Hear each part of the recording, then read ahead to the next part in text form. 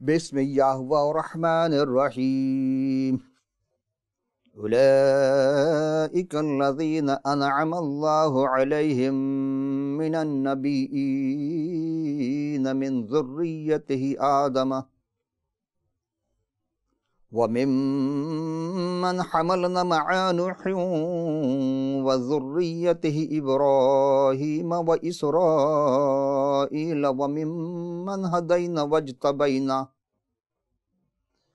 اذا تتلى علیہم آیۃ الرحمن خروا سجدا وبکیا۔ صدق الہ العالمین۔ یہ وہ لوگ ہیں جن پر اللہ نے انعام فرمایا، زمرہ انبیاء میں سے، آدم کی اولاد میں سے ہیں، اور جنہیں ہم نے نوح کے ساتھ کشتی میں اٹھا لیا، اور حضرت ابراہیم کی اسرائیل یعنی حضرت یعقوب علیہ السلام کی اولاد سے ہیں، اور ان لوگوں پر جنہیں ہم نے ہدایت بخشی، برگزیدہ بنایا، جب ان پر رحمان کی آیتوں کی تلاوت کی جاتی ہے تو روتے روتے سجدے میں گر پڑتے ہیں۔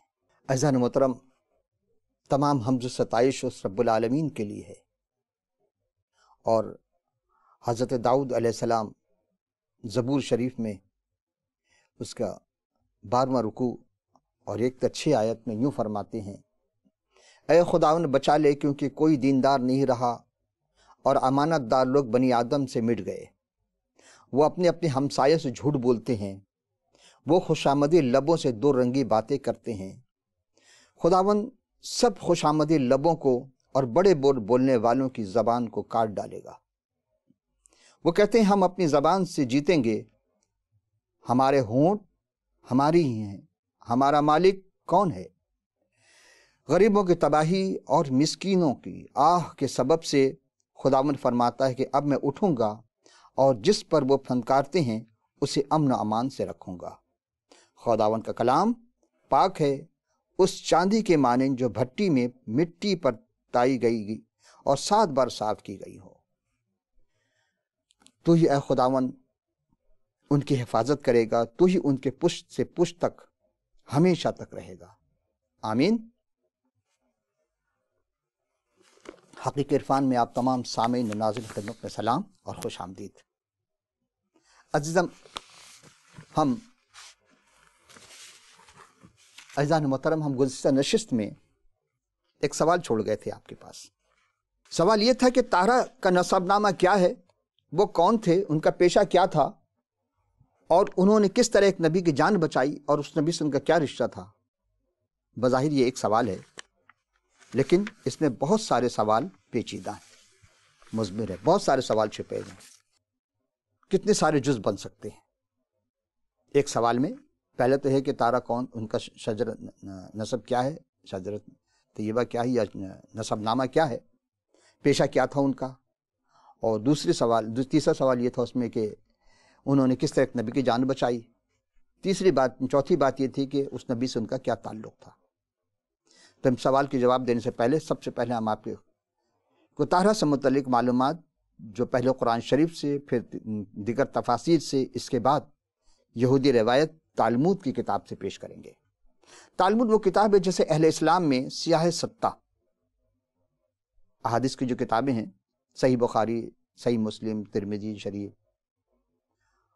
وغیرہ وغیرہ، اور اسی طرح یہودی روایت کتاب ہے تالمود۔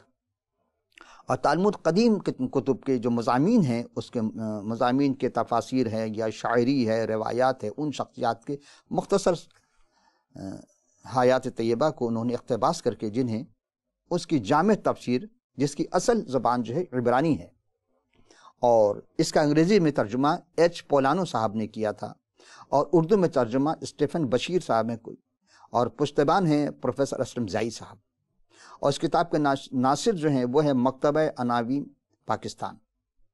اسی کتاب تالمود کے دوسرے باب میں صفحہ 32 سے 44 تک درج ہے، لیکن ہم اسے بعد میں پیش کریں گے، لیکن اس کا خلاصہ مختصر طور پر ہمیں خدمت پیش کریں گے، اور اس کے بعد پھر کتاب مقدس طرف چلیں گے، دیکھیں گے، اور اس دعا کے ساتھ کہ رب تعالیٰ ہمیں حق کو جاننے، حق کو ماننے، حق کو سمجھنے، اور اس پر حق پر ایمان لانے والا بنائے، آمین۔ تو یہ تھا کہ اب اس سوال کا پہلا جز ہے کہ تارہ کا نسب نامہ کیا ہے، وہ ہم پچھلے نشست میں پیش کر چکے. اب چونکہ وقت کم ہے اسی لیے ہم وہ تارہ کا نسب نامہ پیش نہیں کریں گے، لیکن دوسرا جز ہے کہ تارہ کون تھے اور ان کا پیشہ کیا تھا. قرآن شریف میں تارہ نام کی کسی بھی شخصیت کا نام نہیں ہے، کسی بھی شخص کا نام، کہیں کوئی تارہ نام کا ذکر نہیں ہے. تارہ حضرت ابراہیم علیہ السلام کے والد بزرگوار کا نام ہے. جی، حضرت ابراہیم السلام وہ شخصیت ہیں کہ تینوں مذاہب کے لوگ، کون کون؟ یہودی، مسیحیت اور اسلام، تینوں ان کو جد اعلیٰ مانتے ہیں. واحد یہ شخصیت کو اعزاز حاصل ہے کہ انہی کی نسل پوری کائنات میں پھیلی، اور جو انہیں برکت دیتا ہے پروردگار انہیں برکت دیتا ہے، اور جو انہیں لعنت کرتا ہے خداوند انہیں بھی لعنت کرتا ہے. یہ ازل میں، یعنی پیدائش کتاب میں ہم پڑھ چکے تھے. اب آئیے دیکھتے ہیں تارہ کی جگہ پھر کس کا نام ہے قرآن شریف میں. وہ ہے آزر. آزر نامی ایک شخص ہے اور اس کا ذکر ایک ہی مقام پر آیا ہے، اور وہ ہے سورہ انعام آیت نمبر 74. چھٹا سورہ ہے قرآن شریف کا. تو ہم پہلے عربی میں پھر اس کے بعد اردو ترجمہ پیش کریں گے. آئیے دیکھتے ہیں. وَإِذْ قَالَ إِبْرَاهِيمُ لِأَبِيهِ آزَرَ أَتَتَّخِذُ أَصْنَامًا إِلَٰهَةً إِنِّي أَرَاكَ وَقَوْمَكَ فِي ضَلَالٍ مُبِينٍ. اس کا ترجمہ ہم نے لیا ہے عرفان القرآن، اور مترجم ہیں منہاج القرآن کے مؤسس جناب علامہ پروفیسر طاہر القادری صاحب.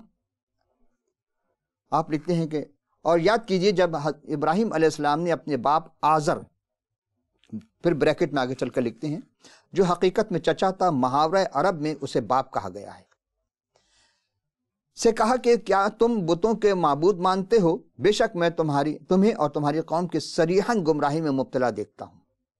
بس یہی ایک آیت جس میں آزر کا ذکر ہے، ابراہیم اسلام کے چچا کا. یہ کہ چچا ہے، باپ کا کہیں ذکر نہیں ہے. اور وکیپیڈیا میں آپ اردو آرگنائزنگ اور وکی میں جا کر جب آپ تارہ لکھیں گے تو وہاں ان کی پوری ڈیٹیل آپ کو مل جائے گی. تارہ یہ آزر سے متعلق بعض علماء نے فرمایا کہ حضرت ابراہیم اسلام کے والد کا نام تھا. اب بعض نے فرمایا کہ والد نہیں بلکہ چچا کا نام تھا. والد کا نام تارخ، جسے ہم نے عبرانی زبان میں تارہ پڑھا تھا. اور جو مسلمان تھے، اور بعض نے فرمایا کہ آزر بدھ کا نام تھا. اب یہ آپس ہی میں کیا ہے، ہم جب مختلف تفاسیر پیش کریں گے آپ کی خدمت میں تو آپ کو اندازہ ہو جائے گا کہ کہاں تک کیا بات درست ہے، یعنی آپس ہی میں کتنے متفق ہیں، یہ آپ کو اندازہ ہو جائے گا. آئیے تو سب سے پہلے دیکھتے ہیں تفسیر طبری، اسی سورہ انعام کی آیت نمبر 74 کے ترجمہ اس کا یہ ہے کہ حضرت مجاہد رضی اللہ تعالی عنہ سے نے فرمایا کہ آزر حضرت ابراہیم علیہ السلام کے والد نہیں تھے. اور دوسری روایت میں مجاہد سے مروی ہے کہ انہوں نے فرمایا کہ آزر حضرت ابراہیم اسلام کے والد نہ تھے، آزر ایک بت تھا. تفسیر طبری. اب آئیے دیکھتے ہیں تفسیر ابن ابی حاتم، اسی آیت سورہ انعام چھٹا سورہ آیت نمبر 74، جس کا ترجمہ ہے کہ حضرت ابن عباس رضی اللہ تعالی عنہ نے فرمایا کہ حضرت ابراہیم علیہ السلام کے والد آزر نہ تھے، ان کے والد کا نام تارخ تھا. تفسیر ابن ابی حاتم. اب دیکھتے ہیں ایک اور تفسیر قرطبی. ترجمہ اس کا یہ ہے کہ حضرت مجاہد رضی اللہ تعالیٰ عنہ نے فرمایا کہ آزر حضرت ابراہیم علیہ السلام کے والد کا نام نہ تھا، ایک بت کا نام تھا. حضرت ابراہیم السلام کے والد کا نام تارخ تھا، اور تارخ بن ناخور بن سارو بن اغو بن فالخ بن عابر بن شالخ بن ارفقصد بن سام بن نوح تھا. اب آئیے ایک اور فتاوی رضویہ، 5ویں کتاب. اہل تواریخ اور کتابین یہود و نصارہ کا اجماع ہے کہ آزر باپ نہ تھا، سید خلیل علیہ السلام الجلیل کا چچا تھا. فتاوی رضویہ جلد 30 صفحہ 284. اب چھٹی بات، مفتی محمد امجد علی عظمی فرماتے کہ آزر بلا شبہ کافر و مشرک تھا. نصوص قطعیہ سے اس کا مشرک ہونا ثابت ہے، مگر یہ حضرت ابراہیم علیہ الصلوۃ والتسلیم کا باپ نہ تھا. ان کے والد کا نام طارق تھا، آزر چچا تھا. آئیے ایک اور تفسیر نعیمی، 8ویں بات.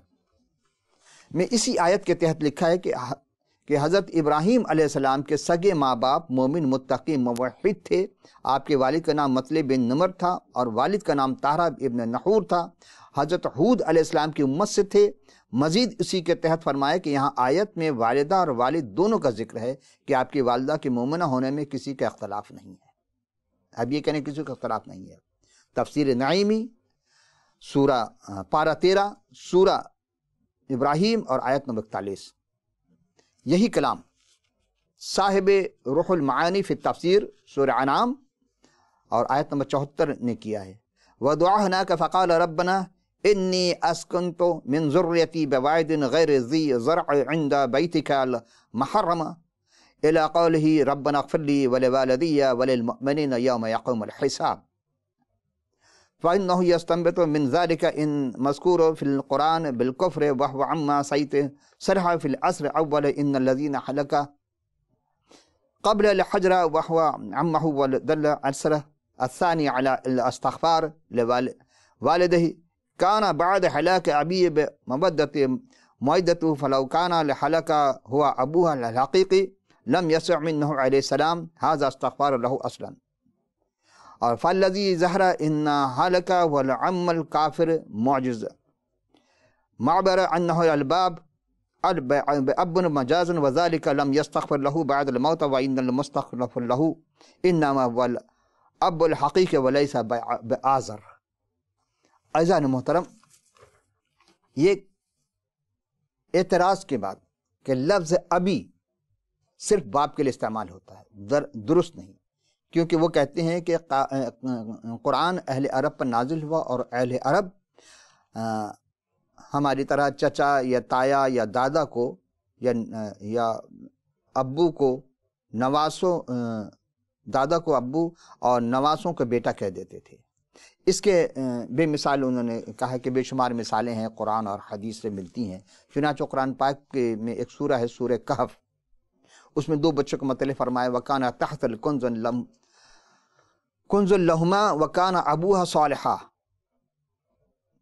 کنز الایمان اس کا ترجمہ ہے کہ اور ان کے نیچے ان کا خزانہ تھا اور ان کا باپ نیک آدمی تھا. یہ حضرت جو واقعہ ہے خضر علیہ السلام کا اور حضرت موسیٰ علیہ السلام کا، جاتے ہیں دیوار گری ہوتی ہے اس کو اٹھا دیتے ہیں. تو انہوں نے کہا کہ موسیٰ علیہ السلام نے خضر سے کہا کہ یہ آپ نے کیا کہ یہاں تو ہمیں مزدوری بھی نہیں ملی. کہنے تو 3 واقعے پیش ہوئے تھے، وہ ہم تو موسیٰ علیہ السلام کے حالات طیبہ میں جائیں گے، سیرت طیبہ میں، تو وہاں پیش کریں گے. لیکن ضمناً ہم بتاتے چلیں کہ وہ ٹوٹی دیوار کی جب تعمیر کر رہے تھے تو اس وقت انہوں نے کہا کہ اس کا باپ نیک آدمی تھا اور اس کے نیچے خزانہ چھپا ہے، جب بچے بڑے ہوں گے تو نکال لیں گے. اب آئیے تفسیر ابن کثیر 11ویں تفسیر سورہ کہف آیت نمبر 82 میں جبکہ مذکورہ باپ اس کا حقیقی باپ نہ تھا بلکہ 7واں دادا تھا. چنانچہ تفسیر کثیر میں وَكَانَ بَيْنَهُمَا وَبَيْنَ الْأَبِّ الَّذِي حَفَظَ بِهِ 7 الْآبَاءِ، یعنی اس کا 7واں دادا تھا ان بچوں کا، ان کا حقیقی باپ نہ تھا. اب آئیے 12ویں تفسیر. اب کے معنی چچا بھی ہے، دادا بھی ہے، پردادا بھی ہے، تایا بھی ہے، پھپھا بھی ہے وغیرہ. زوجین نے جب ارادہ الہیہ سے تھوڑی دیر کے لیے کفار نے غلبہ پایا، معدود بندے رکاب رسالت میں باقی رہے، تو اللہ جل شانہ نے رسول اللہ صلی اللہ علیہ وسلم پر شان جلالی تعریف ہی فرمایا انا النبی اللہ کذب انا ابن عبد المطلب، میں نبی ہوں، کوئی جھوٹ نہیں، میں ہوں عبد المطلب کا، میں بیٹا ہوں عبد المطلب کا، جبکہ عبد المطلب ان کے دادا تھے. اسی طرح ایک اور حدیث میں آیا ہے کہ آپ نے اپنے چچا سیدنا عباس کو ابو کہا. چنانچہ تفسیر کبیر میں ہے کہ فَأَمَّا وَلَدَهُ فَهُوَ طَارَخ وَعَمَّا قَدْسِيمِ بِعَلْبَا أَبَّ عَلَى مَا ذِكْرَنَا وَأَوْلَادِ يَعْقُوبَ سَمُوَ إِسْمَعِيلَ بَكُونَهُ أَبَّا يَعْقُوب مَعَ إِنَّهُ كَانَ عَمَالَهُ وَقَالَ عَلَيْهِ السَّلَامُ رَدُّوا عَلَى أَبِيِّ یعنی العم العباس رضی اللہ. ترجمہ اس کا یہ ہے کہ حضرت ابراہیم علیہ السلام کے والد کا نام طارق تھا اور چچا کو باپ کہہ دیا تھا. جیسا کہ ہم نے ذکر کیا کہ اولاد یعقوب کو اولاد اسماعیل بھی کہا جاتا ہے، حالانکہ اسماعیل علیہ السلام حضرت یعقوب علیہ السلام کے چچا تھے. نبی کریم صلی اللہ علیہ وسلم نے فرمایا کہ مجھ پر میرے باپ کو پیش کرو، یعنی چچا عباس کو۔ تفسیر کبیر سورہ انعام آیت نمبر 74 کے تفسیر میں لکھا تھا انہوں نے۔ 18ویں بات، المستدرک الحاکم کی صحیح حدیث پاک میں ہے کہ جس میں نبی کریم صلی اللہ علیہ وسلم نے فرمائے انا دعوت ابی ابراہیم، ترجمہ کہ میں اپنے باپ حضرت ابراہیم کے دعا ہوں۔ اسی طرح آگے چل کے لکھتے ہیں حضرت حسن اور حسین کے متعلق فرمایا کہ حاذان ابنائی، یہ میرے بیٹے ہیں، یہ دونوں میرے بیٹے ہیں۔ اسی طرح کی بے شمار مثالیں جو ہیں، حضرت ابراہیم اسلام کے والد آزر نہیں تھے بلکہ تارخ تھے، یہی نظر رکھنے میں احتیاط اور عافیت ہے۔ المستدرک نے اپنی کتاب میں لکھا ہے۔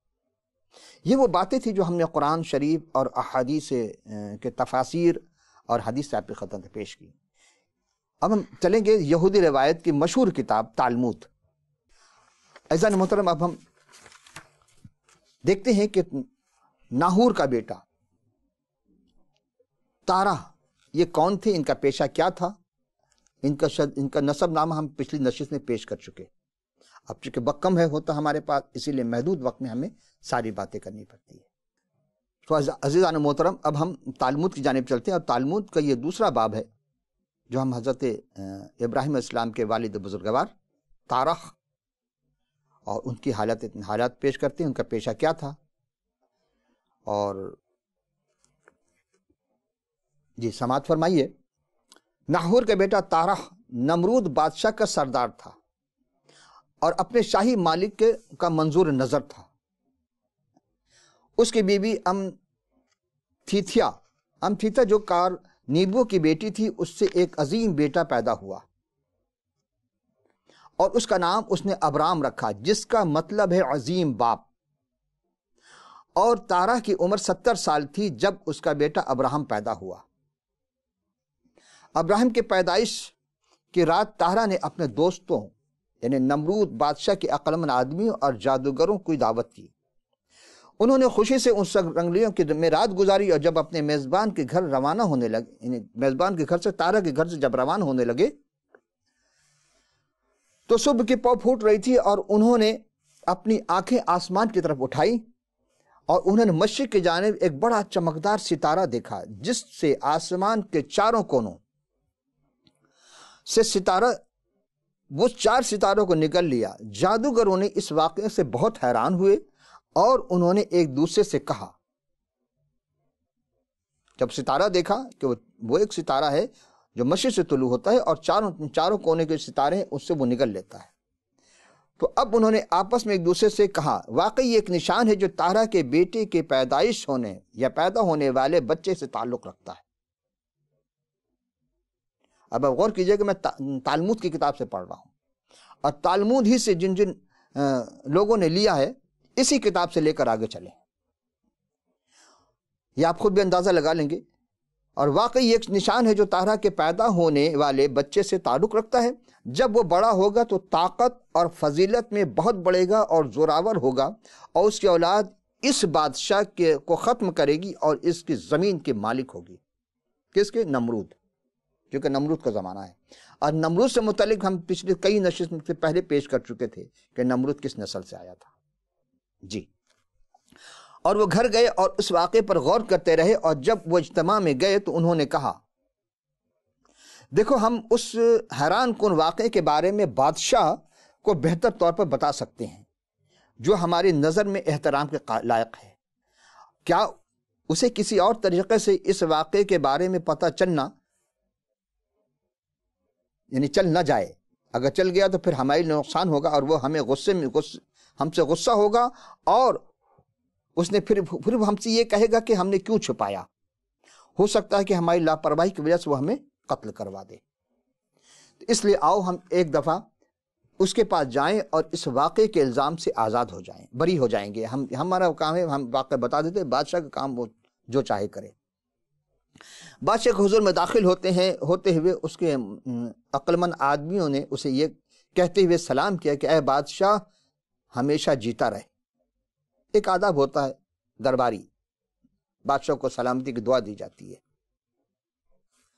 عقل آدمیوں کے سردار نے بادشاہ کو عجیب و غریب واقعہ سنایا، اور انہوں نے اس کی گواہی دی اور اس کا مطلب بھی اس کے سامنے پیش کیا کہ سردار نے اس واقعے کی وضاحت کرتے ہوئے کہا. کیا وضاحت کرتے ہیں؟ اب آگے ہم پہ دیکھتے ہیں کہ اگر بادشاہ کی نظر میں بھلا معلوم ہو تو ہم تجھے نصیحت کرتے ہیں کہ اس کے باپ کو اور اس کے کس کو؟ تارا کو. اس کے باپ کو اس بچے کی قیمت ادا کر اور اسے شیرخواری میں ہی قتل کر دے. کہیں ایسا نہ ہو کہ وہ دن آئے اور وہ اس کی نسل سے ہمیں اور ہمارے بچے کو ہلاک ہونا پڑے یا اسے ہلاک کر دے. بادشاہ نے بڑی احتیاط سے اپنے عقل آدمی کی باتیں سنی اور اس کی نصیحت پر عمل کرنے کا حکم دیا. اس نے تارا کے پاس قاصد بھیجا اور جب اس کے سامنے وہ حاضر ہوئے، یعنی تارا آئے، تو اس نے ان تمام عقل مند آدمیوں کی باتوں کے بارے میں بتایا اور کہا کہ اس لیے کہ تم بچے کو چھوڑ دو تاکہ ہم اسے قتل کریں، اس سے پہلے کہ ہم پر کوئی حادثہ پیش آئے، اور اس کے بدلے میں ہم تیرے خزانے سونے اور چاندی سے بھر دیں گے. لالچ کیا ہے؟ سونے چاندی کا ہے. اور 70 سال کی عمر میں یہ بیٹا ہوتا ہے جس کا نام ابراہم رکھا گیا، یعنی حضرت ابراہیم علیہ السلام. اور ابراہم کے معنی ہم نے آپ کو کہا کہ یہ عظیم باپ ہوگا. جب ہم کتاب مقدس کی تفسیر پڑھیں اس میں جائیں گے پھر ہم بتائیں گے یہ کیا ہے. تب تارا نے جواب میں کہا کہ میں نے اپنے خداوند کی باتوں کو سنا اور جو کچھ یعنی آپ کی خواہش کرتا ہے وہ میں کروں گا، لیکن اس کے لیے پہلے درخواست کرتا ہوں کہ اے بادشاہ، کل جو مجھ سے درخواست کی گئی اس کے بارے میں تجھے بتاؤں اور اسی کے بارے میں میں تجھے صلح مانگتا ہوں. اب تارا نے ایک الگ بات کہی. نمرود یہ کہہ رہا ہے کہ تو اپنے بچوں کو دے دے، ہم بچپن میں سے قتل کر دیتے ہیں، اس کے بدلے میں سونے چاندی تیرے خزانے کو بھر دیں گے. اب تارا کہہ رہے ہیں کہ نہیں، کل جو بات ہوئی تھی ہم اس کے بارے میں مجھ سے ایک بات کہی گئی ہے، مجھ سے کچھ مانگا گیا ہے اور اس کے بدلے میں آپ سے مشورہ کرنے کے لیے آیا ہوں اور چاہتا ہوں کہ صلاح مانگتے ہو کہ آپ کیا مشورہ دیتے ہیں. نمرود اچھا ہے، کہو کیا کہنا چاہتے ہو. تارا نے کہا کل مراد کا بیٹا آیون مجھ سے ایک خوبصورت جنگی گھوڑا خریدنے کے لیے میرے گھر آیا، جو کہ تو نے ایک بادشاہ ہے، بادشاہ نے مجھے تحفہ میں دیا تھا. آیون نے کہا کہ مجھے گھوڑا بیچ دو اور میں تجھے اس کی پوری قیمت ادا کروں گا، اور اسی طرح تیرے استبل کو بھوسے اور خوراک سے بھر دوں گا. میں نے اسے جواب دیا کہ میں آزادی محسوس نہیں کرتا، کیونکہ بادشاہ کے تحفے کو بادشاہ کی منظوری کے بغیر میں کیسے بھیج دوں. اب اے بادشاہ، میں اس لیے تجھ سے صلاح مانگتا ہوں کہ بتا میں کیا کروں، گھوڑے کو بھیج دوں؟ دیکھیں الٹا سوال کیا انہوں نے کہ بادشاہ نے کہا بیٹا کو دے، میں اسے قتل کروں گا، سونے چاندی سے بھر دوں گا. یہ کہتے نہیں تجھے گھوڑا مجھے تحفہ دیا ہے، یہ کہہ رہے بیچ دے، میں بھوسے اور خوراک سے تیرے خزانے کو بھر دوں گا، تیرے گھر کو بھر دوں گا. بادشاہ نے ناراضگی سے جواب دیا کہ تو میرے اس شاندار گھوڑے کے تحفے کو سونے اور چاندی، بھوسے اور خوراک کے بدلے میں بیچنے کے لیے سوچے؟ کیوں سوچے گا؟ کیوں سوچا تو نے؟ کیا تو اس ضرورت کی چیزوں کے بدلے میں اس گھوڑے کے لین دین کرے گا جو میں تجھے دے چکا ہوں؟ زمین پر اس جنگی گھوڑے کا نعم البدل کوئی نہیں. تب تارا بادشاہ کے سامنے جھکا اور کہا اگر اس گھوڑے کے لیے تیرا اس طرح کا احساس ہے تو کیسے مجھے بچے کو چھوڑ دینے کے لیے کہتا ہے؟ وہ تو گھوڑا ہے، ٹھیک ہے، یہ میرا بیٹا ہے جو 70 سال کے بعد مجھے ملا ہے. سونا اور چاندی میرے بادشاہ کے تحفے کے لیے ادا نہیں ہو سکتے، اور نہ ہی سونا چاندی میرے لیے میرے بچے کی جگہ لے سکتے ہیں. انکار بھی کیا. اب دیکھیے اس کی صلاح سے، یعنی اس مشورے سے جو بادشاہ کو دیا تھا تارا نے، اس نے درخواست کی کہ بادشاہ کو بہت ناگوار گزرے گی، اور اس کے چہرے پر اس کے احساس سے بہت واضح تصویر نظر آئی تھی کہ تارا جلدی سے بولا میری سالمیت ملکیت میرے بادشاہ کی ہے، یہاں تک کہ یہ میرا بچہ بھی، لیکن بغیر پیسے اور بغیر قیمت کے. میں بچہ دے دوں گا آپ کو، میری ہر چیز بادشاہ کی ہے، میری پوری فیملی، میرا پورا خاندان، یہ بچہ بھی بادشاہ کا ہے. میں کیا ہوں؟ ظاہر سے بادشاہ کیا ہے، کوئی کچھ نہیں کر سکتا. نہیں، بادشاہ نے کہا نہیں، میں پیسوں سے خریدوں گا. میرے بچے کو خرید کر اس کو ذبح کر دینا. بچہ کیا ہے یہ ہم پہلے پیش کر چکے آپ کی خدمت میں.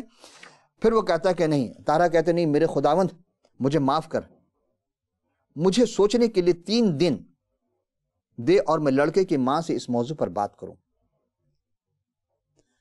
نمرود نے اس درخواست کو منظور کر لیا اور طاہرہ سے اس کی حضوری میں چلا گیا، اور وہاں سے جانے کے بعد تیسرے دن کے اختتام پر بادشاہ نے طاہرہ کو پیغام بھیجا، اپنے بچوں کو بھیج اور اپنے سارے خاندان سمیت ہلاک ہونے تیار ہو جا۔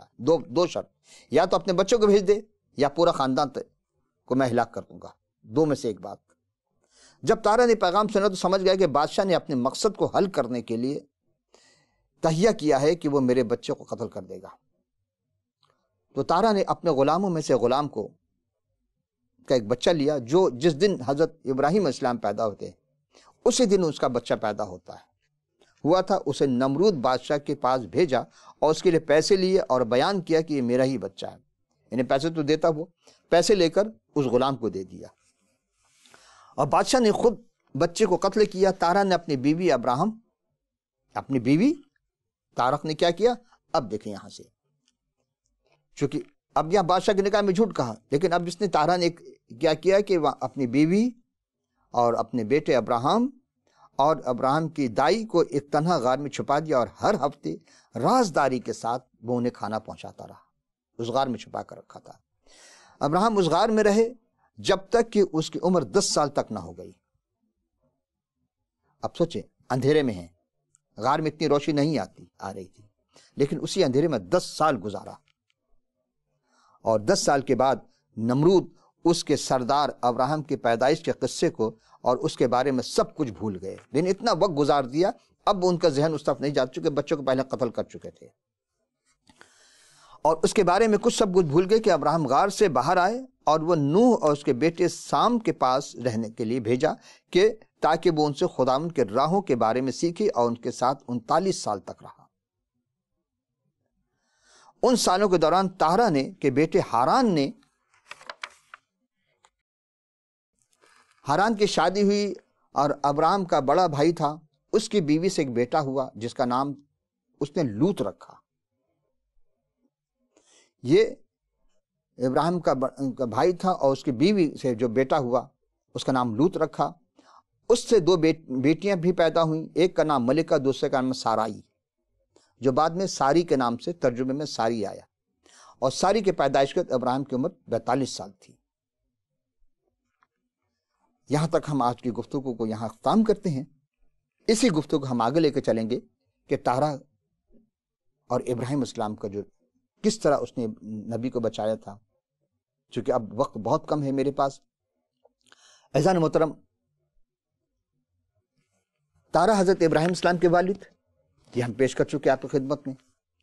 غار میں رکھا 10 سال، اسی غار سے جب نکلے تھے تو اس وقت انہوں نے چاند کو دیکھا، ستاروں کو دیکھا، سورج کو دیکھا۔ ہم آگے پیش کریں گے یہ ساری چیزیں کہ کس طرح انہوں نے کہا کہ ہاں یہ خدا ہے، اور اس کو کہا خدا ہے، اور چاند کو کہا کہ نہیں خدا ہے، سورج کو کہا کہ حضرت رب اکبر۔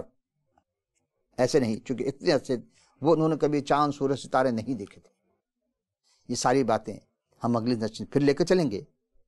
پروگرام کے اختتام پر اسکرین پر جو بھی ایڈریس آپ کو دیے گئے ہوں گے، دیکھ رہے ہوں گے آپ، واٹس ایپ ہے یا SMS کے لیے ای میل ہے، ٹیلی فون نمبر ہے، جو سہولت ہو آپ ہمیں ضرور بھیجیے گا، اور اگلی نشست کے لیے پھر حاضر ہوں گے۔ اس وقت اجازت، خدا حافظ ناصر۔